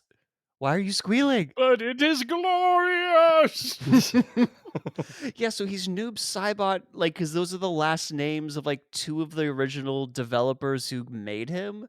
So their real names are Boone and Tobias. Yeah, it's their last names backwards. And Ed Boon, by the way, in the games, and both of these movies is Scorpion's voice. Oh, So the Get shit. Over Here is the same guy who does it in the games. Eventually, Raiden defeats Noob Saibot, and the other characters apparently beat Sindel off screen because that would not have been fun to watch that fight. It almost looks like Jax decapitated her because he's just, like, holding her up by her hair. It's Yes. the funniest thing I have ever seen. Her holding up her head and then plonking it down is the funniest I laughed for, like, 2 minutes straight when I saw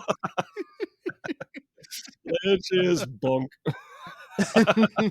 Yeah, they did not have Sindel fight budget.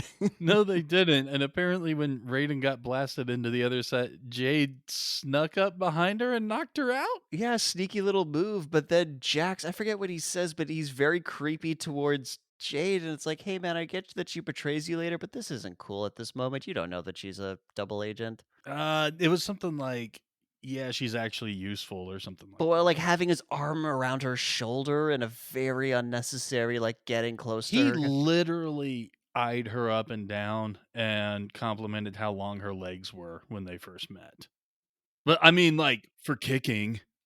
But as we can tell from the first movie, that means they'll have a substantial relationship in 20 minutes or less, right? They are bonded for life. He is imprinted upon her. So outside of the wastes, Shao Kahn gives his army a pep talk. He tells them to go out there and kill Raiden. While Liu Kang sneaks in a tunnel, like kind of below where this is all going on, and for some reason the Eiffel Tower just pops up out of the ground. Was this your favorite stock image thing, Jules? No. No. Oh, I really, because as soon as you said that, this is the moment I thought of where stock image Eiffel Tower, like, rises into view from nothing. No, this is like out of a fucking pop-up book. Like this is the level of special effects. Like they just pushed a cardboard Eiffel Tower through some dirt and they superimposed it on whatever the fuck Shao Kahn was doing. No, what I'm thinking of is what could have been a scene from Troll 2, which I know will get John excited. I'm curious. Alright, let's get there then. We gotta get through shitty Baraka fight, though.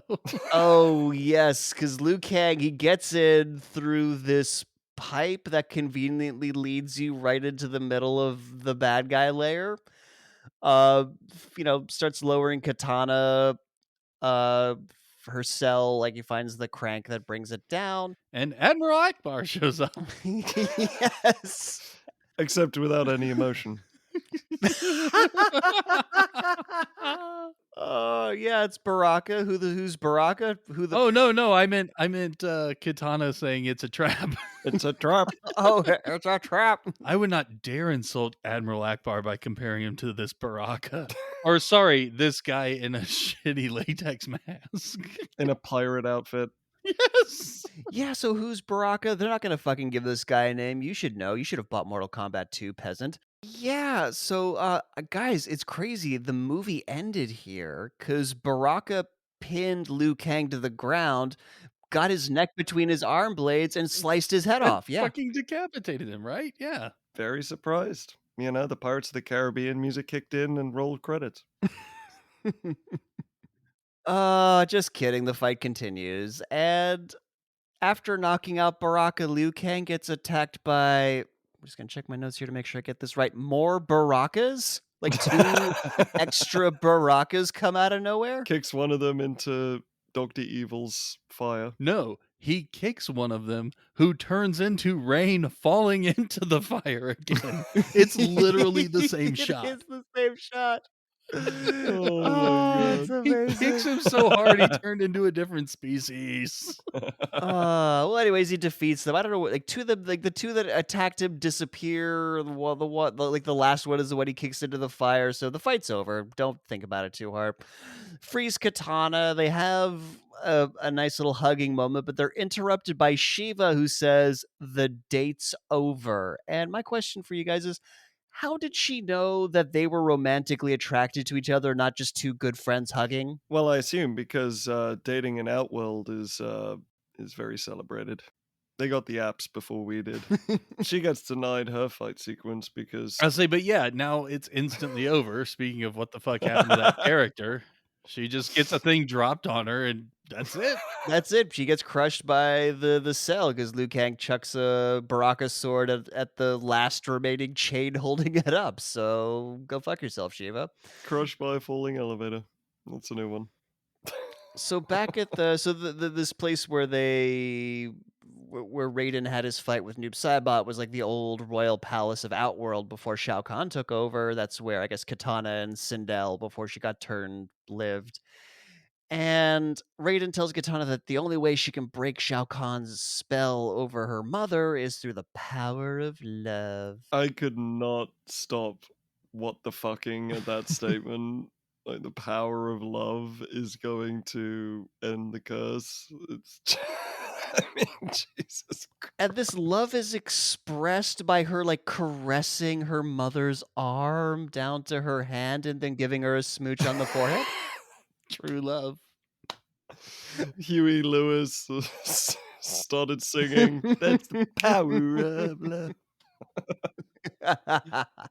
Michael J. Fox floated by on his hoverboard.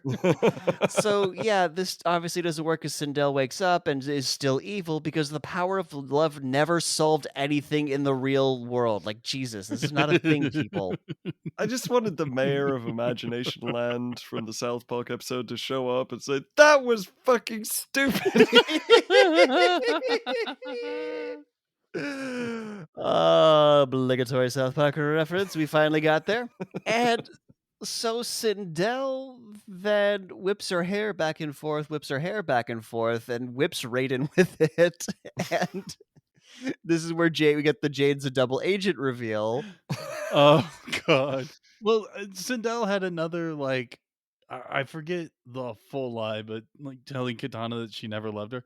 But she once again gets to really emphasize the word you while doing a dramatic point at her. And then Jade has this is probably my favorite line delivery of the entire movie. Oh my god. It's beautiful.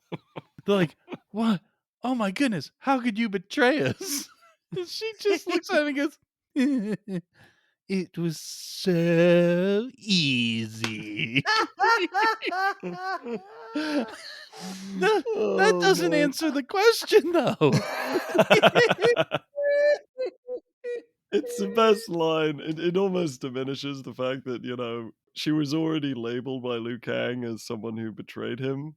So this That's true. reveal is like twice as stupid. And once they realize that she's a traitor, she laughs at him. It was foreshadowing. Oh god, this movie has fucking layers. Get the fuck out of here. Yeah, like an ogre. Sindel escapes by twirling on the altar that she's on and turning into sparkles and beaming up out of there.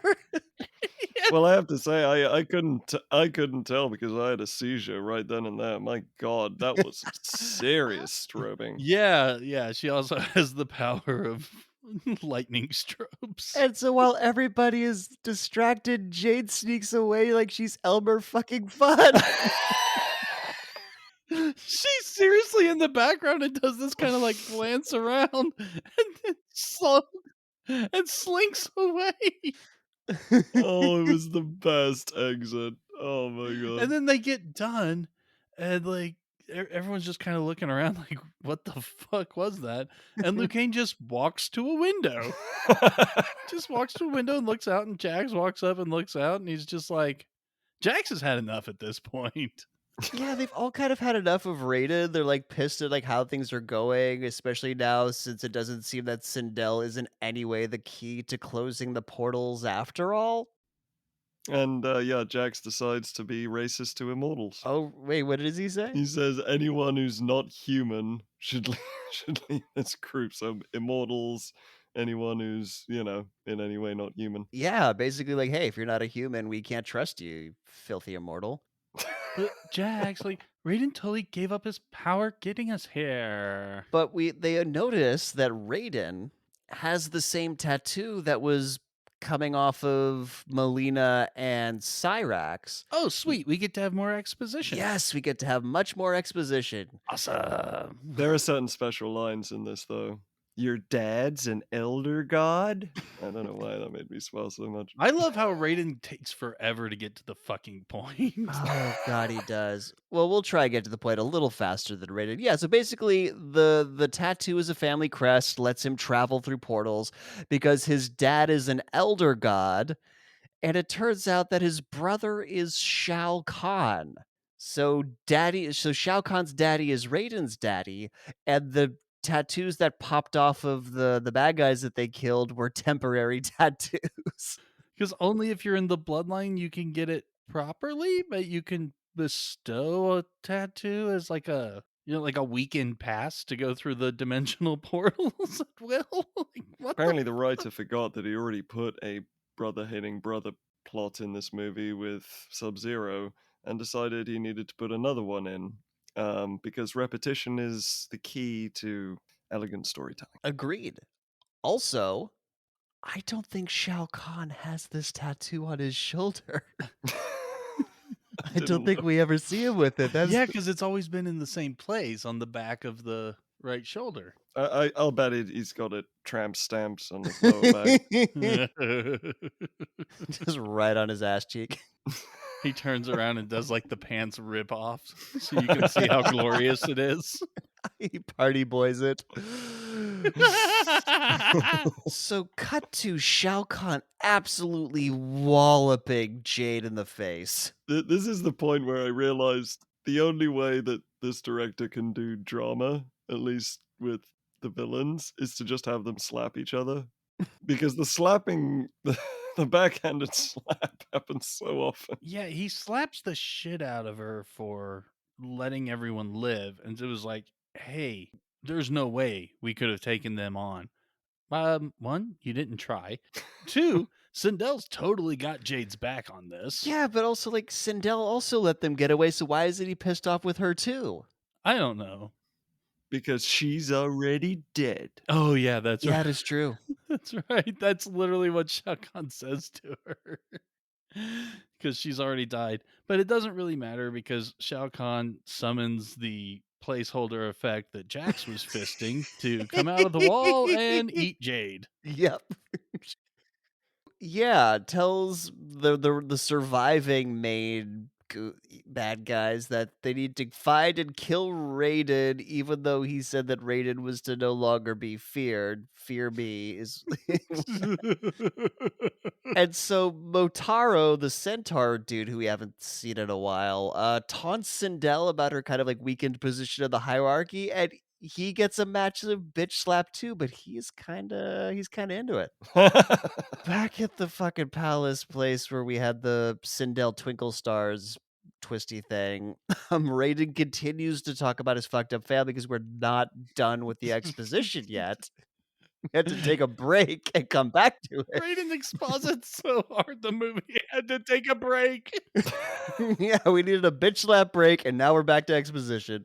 And so apparently his dad said that his heir had to be strong enough to kill his own brother in battle. So apparently he and Shao Kahn fought. He beat Shao Kahn, but he couldn't kill him because he's his brother. So his dad settled for second best to carry out his evil plan. Yeah, I was just going to let that hang. Cool. Yeah, so he basically was like, "Hey guys, like I couldn't kill my brother then. I won't kill my brother now. So basically, one of you guys got to kill him. But don't worry, I'll pray for you to these elder gods who don't give a shit about the rules." Raiden thinks the power of prayer is the best way he can support his humans, but he also delivers the line that one thing is certain: Shao Kahn must die.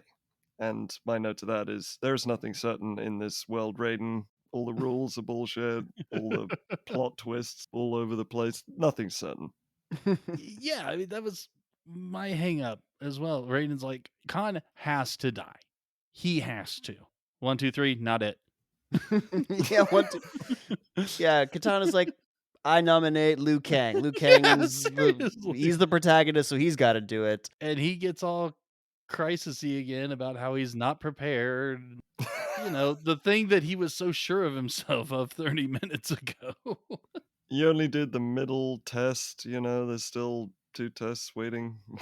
Yes, but Katana's like, "We all believe in you, Liu Kang," so that sorts that out. He's gonna be the champion Why do they believe in him now? I don't understand where that transition happened.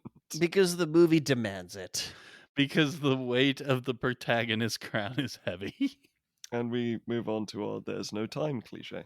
Yes. Okay, so we're back outside. The ninjas in pajamas are hunting down our heroes with their floppy swords, and Casual scimitars. yeah, casual scimitars are very casual. And Raiden just kind of stands there at the temple, uselessly watching his mortals go away. We see Shao Kahn just kind of sitting on his throne, looking around. I don't know what the fuck he's looking at, but we just need a shot of that. And then, oh god, even more pop-up book buildings pop up right behind the Eiffel fucking tower. You know what I like to imagine is that, he has an assistant who goes through his schedule and says, "Okay, so 4 p.m. till 11 p.m., you're going to be sitting on your throne surveying." That's what you're just gonna do. You're gonna sit and watch stuff. You're not gonna do anything else, like anything helpful. Hey, you gotta have downtime, you know? Yeah, that's more of how I see it, that this is Shao Kahn's alone time. He can't be bothered with that pesky conquering business, he just needs some me time. So they're walking down this road, and in the distance, oh my god, guys, out of all the shitty, like, fake pop-up landmarks, this was the best. There's these, like, 2 the best way I could describe them is, like, crinkled brown paper bag versions of the fucking Twin Towers down the road, it's so bad. It's the New York skyline, like, it's not just the Twin Towers. There's a shitty little Chrysler building, there's a shitty little But it's just because they're in the foreground and you can see the wrinkles in the side so fucking clearly. It was That's the amazing. corruption of traveling between realms, okay, thank you very much. It's not because we spent $4 on this fucking set dressing. I call bullshit on that cost. There's no way they spent that much money. Yeah, $4 actually was worth something in the late 90s. Exactly, there's no way they spent that much. So, oh god, so Liu Kang sees his old temple from the beginning of the movie, and Jax is like, "Hey man, are we ready to die? Are we really ready to die here?" And Liu Kang's response is, "If we die, we will die in battle together," which doesn't answer the fucking question again. And Nick did it with more emotion than Liu Kang. That's And so true. I was like, Mel Gibson, Bill Pullman, Idris Elba, eat your heart out. This is how you do a rousing speech to the Chinese. Cancel the apocalypse, ain't got shit on Liu Kang. Oh, so now they're a team again. From that rousing That rousing fucking speech. speech. Yep, Jax isn't complaining about the lack of toilet paper anymore. They must be a team. He's learned to just deal with never mind, I'm not gonna finish that thought. Shitting himself? Shitting himself, yeah, he's been just shitting himself the whole time. That's his arc. He learned that, like, "Hey, these cybernetic hands, it's not my hands directly, so just, get back there." When you're sitting on the john and the toilet paper's gone, be a man, use your hand.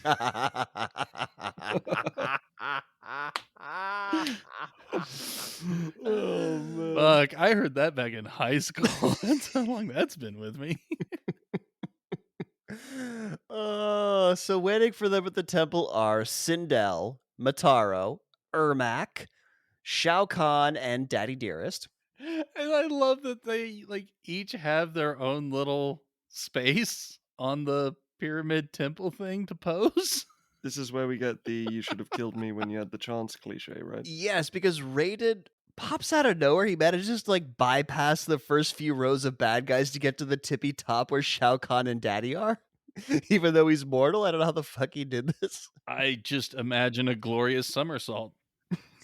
It was probably that. He was done praying. He prayed his way up the stairs. And that, folks, is the power of prayer.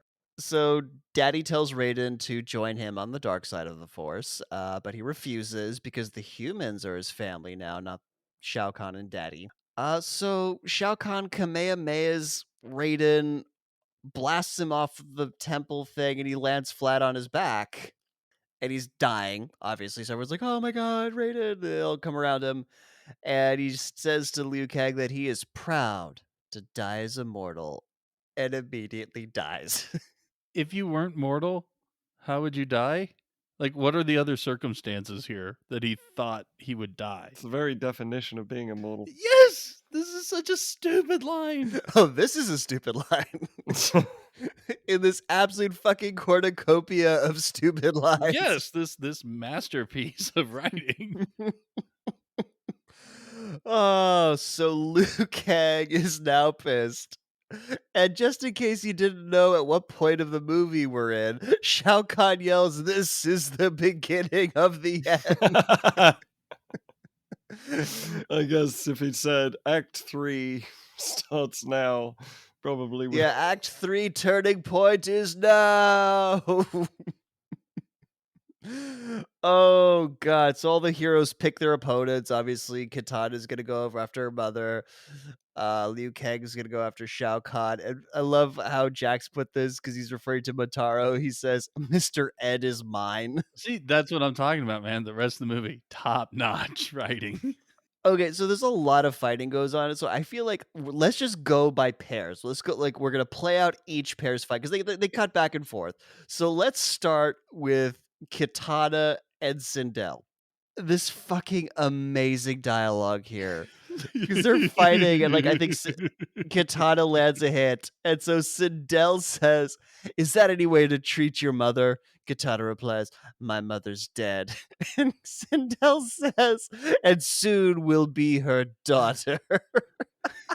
Did Sindel forget that she was her mom right then? So basically, the way all these fights are structured, it's like the bad guys winning at first. It seems like the heroes are going to get their ass kicked, but then something happens and it turns around and they kick the bad guy's ass. So first, the mother kicks Katana's ass, and then Katana rallies and kicks her mother's ass, beats the shit out of her, but doesn't kill her because she says she wants her to see Shao Kahn defeated to give her mother's soul peace.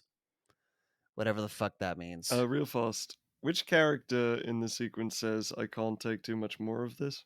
That was me. That was my point that I was going to bring up in the. Damn it, I gave my joke away. You have betrayed me for the last time, John. And now you laugh. It was so easy. You set it right up for me, man. I thought the joke worked perfectly. Now slink away. And we both did the little finger motion. So that's the Sindel Katana fight. While this is happening, concurrently is the Mataro Jax fight. So Mataro again, big centaur dude with tiefling horns, and tears off one of Jax's cybernetic arms. And so instead of just fighting with the one cybernetic arm, he tears it off because apparently having quadruple strength in that arm wouldn't be useful in a fight against a giant fucking centaur with a tail. Yeah, so these were just like robot sleeves. Yeah. It's not like they replaced his arms or fused it to them or anything like that. You can just take them off. Apparently. That clearly explains why this procedure was obviously so painful and he'd be writhing around that he needed fucking restraints on the table. But yeah, so he tears it off, beats the shit out of Motaro, and he learns that these cybernetically enhanced arms were inside him the whole time. Yep. Arc complete. And so, yeah, after he KOs Motaro, he runs over to help Sonya. Sonya, who has been fighting Ermac, who is just getting the shit kicked out of her the whole time. Like Ermac mitoses himself into two Ermacs and just knuckle sandwich. She's the meat in an Ermac knuckle sandwich because they're just like punching her between the two of them. I thought they were kicking her. Was it Or punching her? kicking her. I wasn't paying attention. You could have been kicking. So yeah, so she's getting her ass again, more like getting knocked on her back and having to get up. But so once Jax comes in to handle one of the Ermacs, she's able to beat the shit out of she's the other Ermac. So it was just the fact that it was two Ermacs. She can handle one Ermac, but two is too much.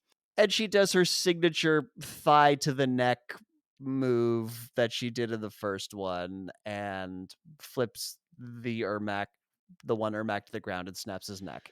Oh, thank God she had to learn how to trust all over again. Yep, Jax got his confidence back, and she learned how to ask for help, so character arcs achieved.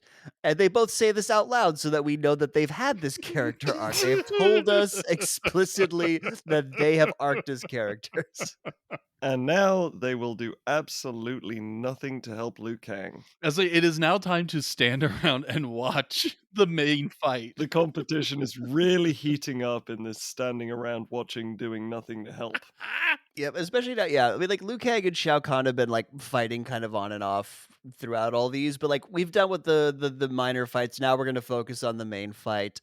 Shao Kahn gets Liu Kang in a headlock, but Liu Kang clan ain't nothing to fuck with, and he finally turns into a dragon. Is that what it is? Yeah, it's supposed to be a dragon, and Shao Kahn is supposed to be a Hydra Yes. after giving us his O face. I want to go back to the conversation of Nick's first time viewing this because early on in the movie he was going on about it being like a Power Rangers episode. And then I sent back, "We need animality power now."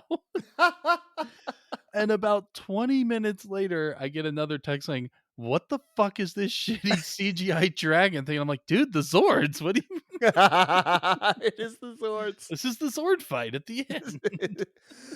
For like 30 seconds. And by the way, like these special effects, like the producers of Transformers Beast Wars would have been fucking embarrassed by this Yeah, shit. I mean, I at least hope that this was, the placeholder animatics, but Jesus, this is just absolutely terrible. It's easy to say things like, "Oh, this is post Jurassic Park," or "This was the same year as Titanic," but not everyone's gonna have like Spielberg and James Cameron money. These effects are worse than the previous movie in this franchise. I mean, With the exception of Reptile. Reptile was amazing. I don't know what you're talking about compared to this. Yeah, but like Liu Kang transforms and Shao Kahn's all, "You found your animality." Really shitty monster fight. And then they're back in their humanoid forms? Yeah, so here's the thing, they fall off a ledge, but Liu Kang's dragon has fucking wings, but they did not have Liu Kang's dragonfly's budget. Well, they've run out of monster fight budget, which is why they transform back into Yeah, they just what the fuck? Oh so my but god. now it appears that Shao Kahn is bleeding like a mortal. Huh? He's got a gash on his neck. And that's when the Elder Gods show up to let everyone know that the fate of the universe will be decided by Mortal Mortal Kombat. Kombat! Literal Deus Ex Machina. Yeah, so the Elder Gods decided to give a shit. For raisins.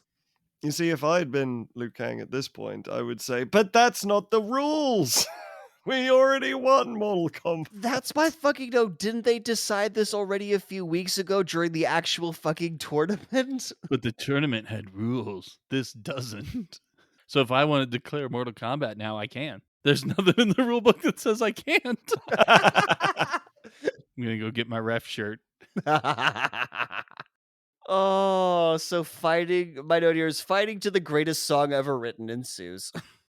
And once again, I had a stroke and or seizure because Shao Kahn, while still alive, has his dragon tattoo come to life. Like, I thought you were supposed to get killed before your dragon tattoo came to life. But the dragon tattoo came to life and left them because they were temporary tattoos. Yeah, it was supposed to be permanent. Turns him into a green pile of something they clearly meant to add better textures in post, but didn't.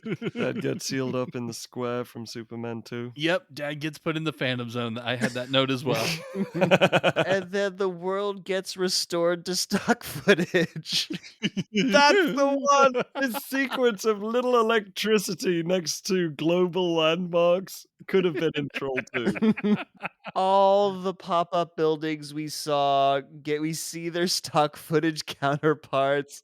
We see non-construction paper versions of the Twin Towers because it's the real Twin Towers. With little electric bolts every intercut in between. It's just Oh, that delicious fake ass lightning.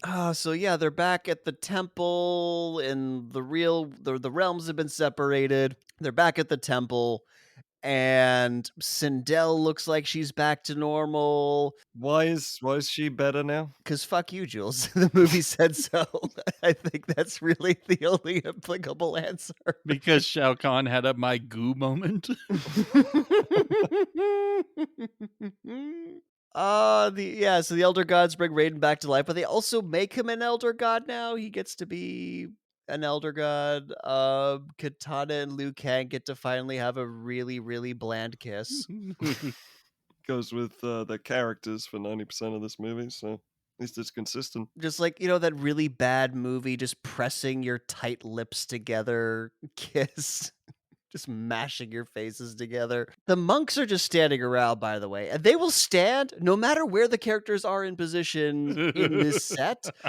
They will all just be standing in all these rows, the hundreds of them just facing in one direction, unmoving. Like the monks are not going anywhere.